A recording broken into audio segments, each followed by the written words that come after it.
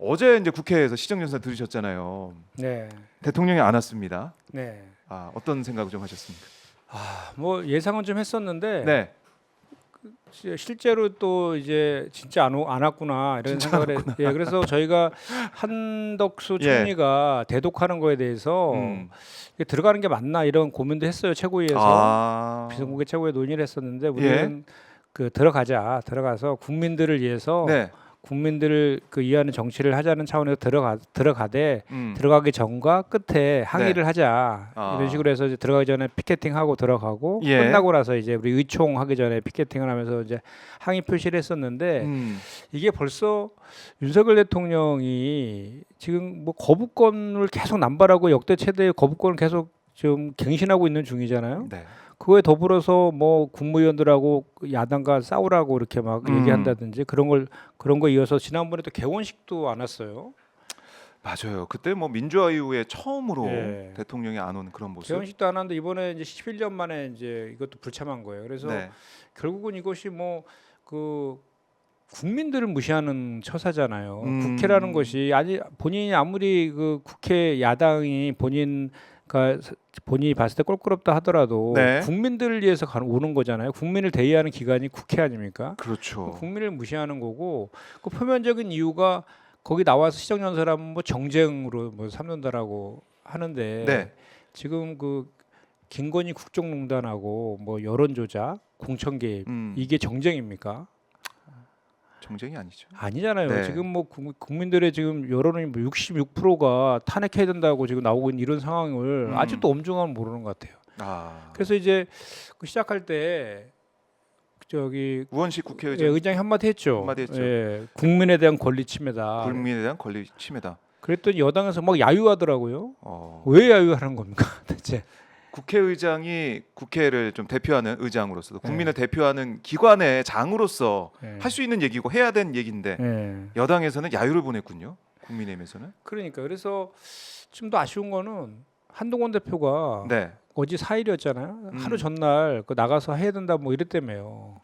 그분은 도대체 뭐 하는 건지 모르겠어요. 한동훈 대표만 안 듣잖아요. 대통령실에서. 그러니까 그때 하루 전날 더 안 듣죠. 미리 진작에 얘기했어야 되는데. 자기 정치하냐 또 이러면서 또 어깃장 놓잖아요. 참 걱정입니다 정말 이게. 그 정말 국민들에 대한 이제 무한 책임을 지는 게 정부 여당인데 이게 국정 운영이 제대로 되려면 야당과 협치가 정말 중요하잖아요. 그러면 일을 하려면은 지금 법안 통과시키고 그러려면 야당을 설득해야 되는 게 먼저인데. 정말 중요하고 이거 지금 예산 국회잖아요. 예. 지금 한 670조 규모의 내년도 그 예산을 이제 처리하는 그런 국면으로 들어가는데 그거에 대해서 왜 이 예산을 편성했는지에 대해서 국회를 설득하는 자리 아닙니까 이번 시정연설이. 그렇죠. 근데 거기를 보이콧해보고 대독을 시켜버리면 이게 제대로 되겠어요? 예산이 뭐 지금 더 통과될 가능성이 크지가 않아지죠. 예산도 뭐 지금 다들 뭐 이제 국민들도 많이 아시겠지만 건전재정 계속 얘기하면서 세수는 계속 펑크나고 있고 올해도 30조 가량이 지금 세수 결손이 예상되어 있잖아요.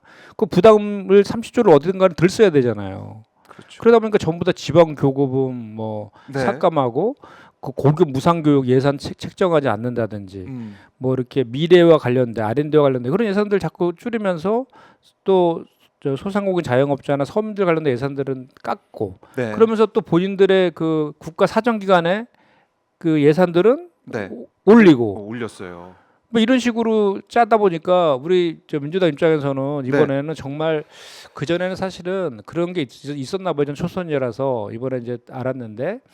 이제 지역 예산들이 많아요. 그 지역 예산들 관련하면 이제 국회의원들이 자기 지역구에 있는 예산들 같은 것도 챙겨야 되고 이렇게 하니까 서로 타협이 많이 됐나 봐요.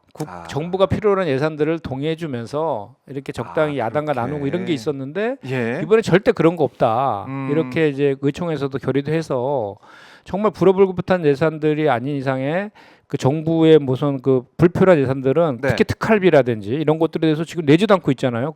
그 검찰에서 이런 것들은 다 삭감하겠다는 게 지금 우리 민주당의 입장입니다. 어제 정청래 법사위원장도 확실히 얘기하더라고요. 그러니까 소명 안 된 거는 다 깎아버리겠다. 법무부 장관 막 울먹이시는 거 같은데 잘하겠다고. 뭘 잘해 내면 되지 지금이라도.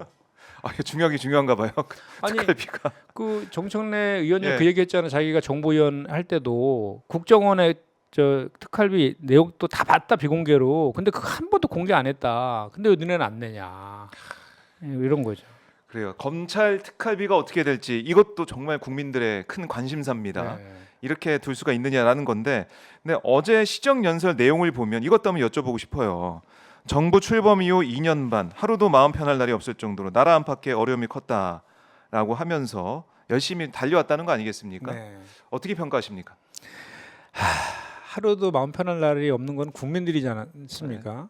그 지금 여론조사에 민심이 지금 확인시켜주고 있잖아요. 그뭐 갤럽에서도 벌써 19%로 떨어졌고 갤럽이 엠브레이는 17%예요. 17%. 예.